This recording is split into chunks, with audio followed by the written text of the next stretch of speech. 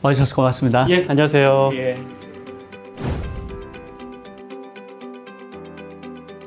국가 재정과 관련해서 우리가 지금 꼭 물어야 할 질문들이 무엇인가? 예. 그 얘기를 해보고 싶어요. 예. 그래서 첫 번째 질문이 뭡니까? 예. 근데 요즘에 뭐 12.3 그 계엄 이후에 사실 계엄을 동조하는 분들도 전 국민 한 30% 정도는 되잖아요. 예, 뭐 현실입니다. 근데 저는 이분들이 왜 그럴까라고 생각을 해보면은 우리 옛날에 개발 독재 시절에는 굉장히 경제 성장률이 좋았잖아요. 그렇죠. 그런데 민주주의 이후에 조금 경제 성장률이 둔화돼서 네네. 민주주의가 되면은 경제가 발전되는데 좀 불리한 거 아닌가? 국가의 유한한 자원을 조금 더 권위주의적인 권력이 가장 효율적인 데다가 몰아서 투자하고 투입하는 것이 경제 발전에는 유리한 거 아닐까? 그런 생각을 하시는 분이 혹시 계엄을 지지하는 거 아닐까라는 생각을 상당히 해봤어요. 일리 있는 해석입니다. 그 민주주의가 밥 먹여주냐? 그런데 결론부터 말하겠습니다. 민주주의가 밥 먹여줍니다. 와, 이게 어째서 그런가요? 어째서 그러냐면요. 이제 네. 87년도부터 우리가 민주헌법이 만들어졌잖아요. 지금 헌법도 87년 헌법이니까. 네, 맞습니다. 네네. 그렇기 때문에 우리가 정치적으로 우리나라가 민주화가 된 것은 87년도부터다라는 사실은 굉장히 명확해요. 그렇다면 우리는 언제까지 후진국이었냐? 이것도 87년도입니다. 1인당 GNP가 네. 그때 당시 세계 평균이 가봉 정도였거든요. 우리나라 1인당 GNP가 세계 평균을 뛰어넘는 해가 하필이면 딱 87년도였어요. 이것이 우연일까요? 저는 우연이라고 생각하지 않아요. 아하. 왜냐하면 와, 재밌다. 87년도에 이제 민주화가 된 다음에 네. 어떤 일이 벌어졌냐면은 우리 임금 투쟁 같은 것들도 좀 이 민주화가 돼서 임금이 올랐어요. 임금이 올랐죠. 임금이 네. 오르면 어떻게 됩니까? 당연히 1인당 GNP도 올라갈 수밖에 올라가죠. 없는 네, 거죠. 네, 네, 네. 그렇기 때문에 우리가 정치적으로 민주화가 된 것이 임금 상승으로 이어지고 임금 상승이 당연히 후진국에서 벗어나는 결정적인 계기가 됐다라고 생각을 합니다.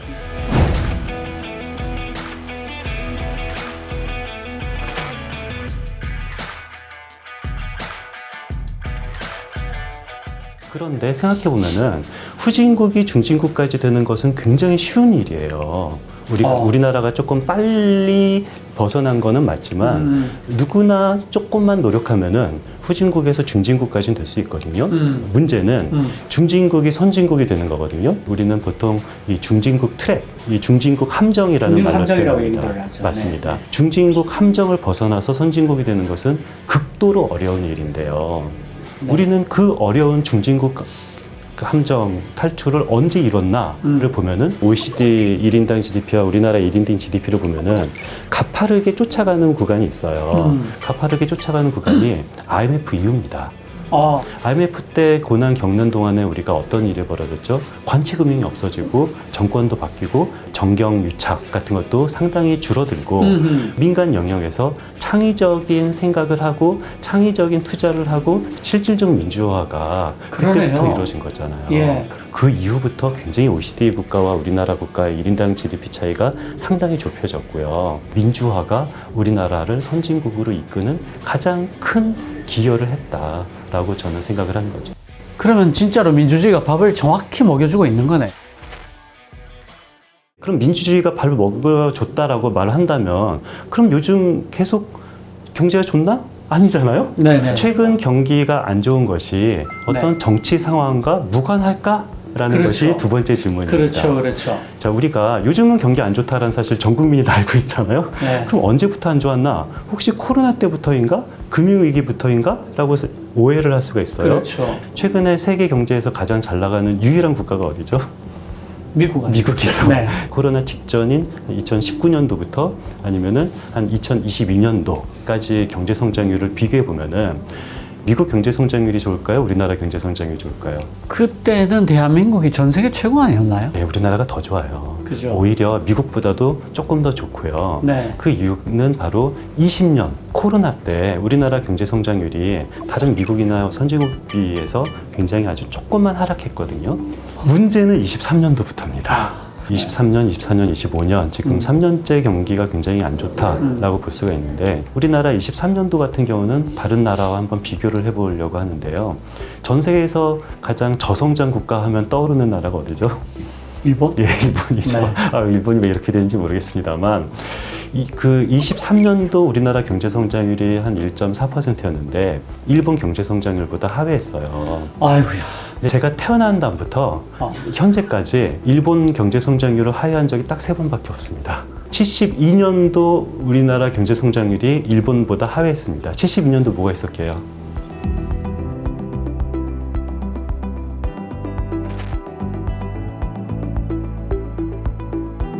유신 구테타 때 우리나라 경제 성장률이 일본을 하회했고요. 아하. 그리고 나서 또 다음번에 일본 경제 성장률을 하회했던 것이 80년입니다. 80년에 뭐가 있었을까요? 79년 12.12 구테타가 있었죠. 네.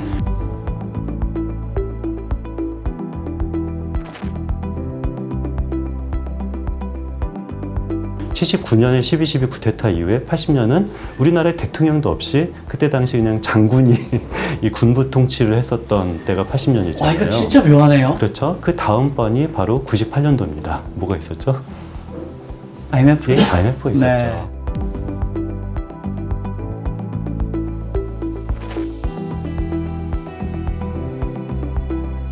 IMF 때는 우리나라 경제 권력이 IMF한테 넘어간 상태가 98년도잖아요.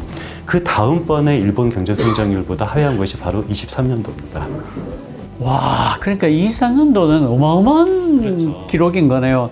쿠데타가 일어났던 것도 아니고 경제 위기가 온 것도 아닌데. 근데 그렇다면 우리나라 경제 위기는 뭐 23년도 말고도 여러 번 있었잖아요. 20년 경제 안 좋았던 건 코로나 위기라고 부르고, 네. 09년 경제 안 좋았던 거는 금융 위기, 네. 98년 경제 안 좋았던 건 IMF 위기죠. 네. 그럼 23년 경제 위기의 네이밍이 뭐죠? 아무도 몰라요. 아무도 모르죠. 저는 23년 경제 위기의 네이밍을 정부 재정 위기다.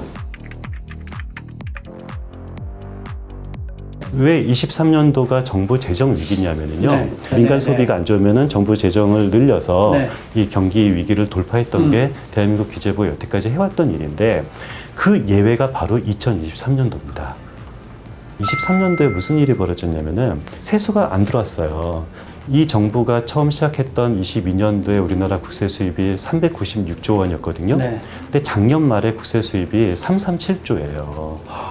무려 2년 만에 마이너스 15% 와. 줄었는데 굉장히 극단적으로 좀 이론적으로 설명하기 어려울 정도로 세수가 줄고 있고 세수가 안 들어왔으면은 당연히 이 삼권 분립 국가에서는 이거는 국회에서 뭐 추경을 해서 그렇죠. 뭐 부채를 늘리던가 아니면 정말 부채를 늘리기 싫다면은 지출을 줄이던가 이렇게 해야 되는데 그런데 23년도 같은 경우는 지난 정부가 부채를 많이 늘렸으니까 부채를 늘리면 안 된다. 지난 정부는 추경을 많이 했으니까 우리 정부는 추경을 안 한다라고 해서 정치적인 이유로 추경호 부총리한테 추경하지 말아라. 추경호야 추경하지 말아라. 추경호야 추경하지 말아라라고 그 위에 있는 분이 계속 추경을 하지 못하게 했었죠. 그런데 이 정부는 지난 정부와는 달리 추경을 안 하겠다라는 것이 정파적 목표였어요. 임의로 행정부가 국회가 확정한 예산을 아무런 법적 근거 없이 그냥 덜 줬습니다. 지금 말씀하시는 그 요금이라는 게 중앙정부가 지방정부에 당연히 줘야 되는 예산을 쓰지 마라. 국회에서 이 지자체에게는 1,000억 원의 교부세를 주고 저 지자체에는 500억 원의 교부세를 주겠다고 국회에서 땅땅땅 했어요. 네. 그냥 행정부가 임의로 1,000억 준다고 했지? 아닌데 그냥 800억 원만 줄 거야. 500억 준다고 했지? 아닌데 그냥 400억만 줄 거야 라고 임의로 통보를 했어요.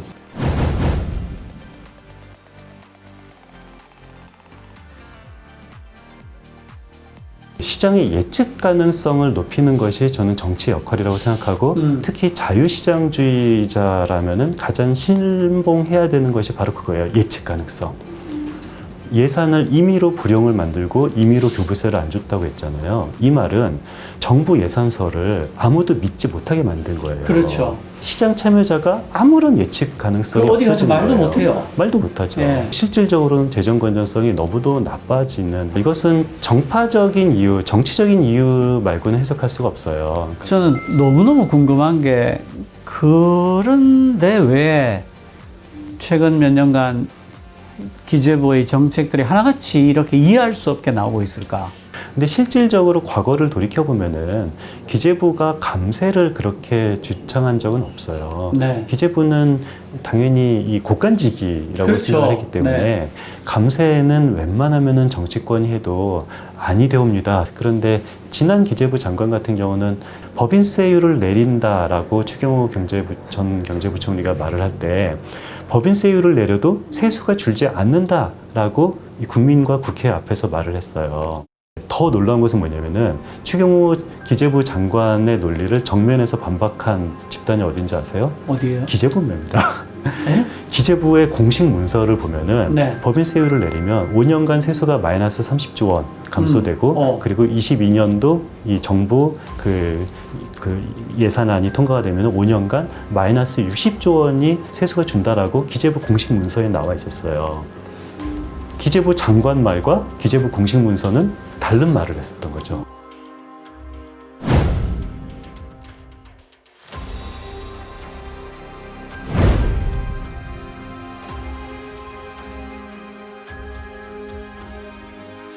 근데 기재부 장관 말도 틀렸고 기재부 말도 틀렸습니다. 훨씬 펑크도 많이 났죠. 맞습니다. 문제는 이 정부의 감세 효과가 차기 정부에는 이어지지 않을까요? 그게 문제입니다. 이게 문제가 깎은 세금을 다시 올리기 너무 어렵거든요. 맞습니다. 우리 박근혜 정부는 증세 정부였었어요. 네. 박근혜 정부는 열심히 증세를 해서 이 세수가 늘어났죠. 그렇죠. 그 늘어난 세수의 한 10조 원 정도를 박근혜 정부가 썼어요. 근데 4년만 쓰고 그 박근혜 정부의 증세 효과를 다음 정부, 문재인 정부한테 준 거가 한 20조 원이 조금 넘거든요. 어허. 문재인 정부도 약간 증세를 했었어요. 문재인 정부는 자기가 증세한 이 세수 효과를 거의 자기 정부 5년간 한 10조 원 정도 썼어요. 그러고 나서 차기 정부인 윤석열 정부한테 한 6.7조 원 정도 증세 선물을 줬거든요. 윤석열 정부는 지난 정부가 재정을 말아먹었대요 라고 말하는데 그렇죠. 그건 사실이 아니고 네. 문재인 정부한테 받은 증세 선물이 한 6.7조 원 정도 됩니다. 그런데 거꾸로 윤석열 정부는 감세를 했잖아요. 근데 그 감세 효과가 차기 정부에도 전달되잖아요. 차기 정부 5년간 지속되는 감세 효과가 마이너스 100조 원입니다. 100조. 저는 이것이 너무도 이 충격적인 얘기여서 차기 정부에는 기재부 장관이 누가 된다 하더라도 마이너스 100조를 끌어안고 시작하기 100조. 때문에 마이너스 100조. 그래서 뭐 제 아는 사람 분이 기재부 장관이 되면 저는 말릴 거예요. 와, 선생님 이거는 누가 돼도 이 기재부 장관을 하면은 덤탱이만 씁니다. 우리나라 자살률이 OECD 국가 최악이라는 사실은 모두가 다 알고 있잖아요. 그래도 다행히도 노인 자살률이 갑자기 크리티컬하게 낮아졌던 순간이 있거든요. 그게 바로 기초연금이 만들어졌던 우리 박근혜 정부 때 기초연금이 만들어졌는데요. 당시 기초연금이 20만 원인가 그랬어요. 그러니까 그 20만 원 기초연금을 지급하는 것만으로 노인 자살률이 드라마틱하게 와. 굉장히 낮아졌고요. 돈을 들이면 자살률은 분명히 낮아집니다. 그게 바로 기초연금을 통해서 증명이 된 바예요. 아하. 아니 그러니까 예산을 좀 쓰면은 사람을 살릴 수 있다는 얘기잖아요. 근데 왜 예산을 줄이고 있어요? 그냥 돈이 없다라는 이유인데요. 저는 이것은 굉장히 안타까워요. 와, 이런 얘기들이 왜 널리 알려지지 않았을까요? 이렇게 중요한 얘기인데. 저는 이 세상에서 제일 재밌고 쉬운 얘기가 돈 얘기라고 생각하는데 근데 의외로 사람들이 돈 얘기를 잘 안 해요. 네. 국가 돈 얘기는 하지 않고 네, 자기 돈 얘기하는 사람은 많은데 그러네요. 그런데 저는 이 국가 돈과 자기 돈이 별개가 아니다라는 것이 강남 땅에 올랐던 이유가 정부 정책과 떼어내서 생각할 수가 있을까요? 그럼요. 당연히 떼어낼 수가 없는 거고요. 주식 부자도 마찬가지입니다. 그런 의미에서 저는 정말 부자가 되고 싶으면 예산을 공부해야 된다.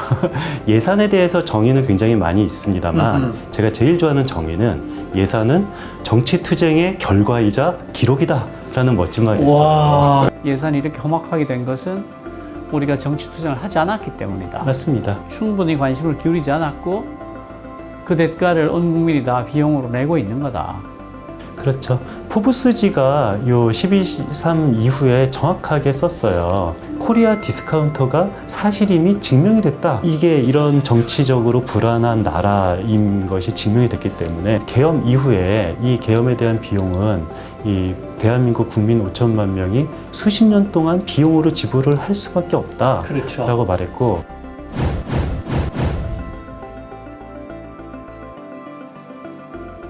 그러니까 정치는 경제랑 저는 한 몸통이라고 생각하기 때문에 우리가 조금 더 노력을 해서 더 정치가 발전해서 코리아 디스카운트는 사실이 아니라 이거는 어떤 시장의 그 잘못된 갭이다. K 디스카운트가 아니고 K 바겐셀이었다 이렇게 될 수도 있죠. 예, 그렇게 만들어야죠. 그렇게 만들기 위해서는 유일한 길은 어떤 정치적 안정, 정치가 네, 네. 좋아지는 것이 경제를 좋게 만드는 유일한 길이라고 저는 생각합니다.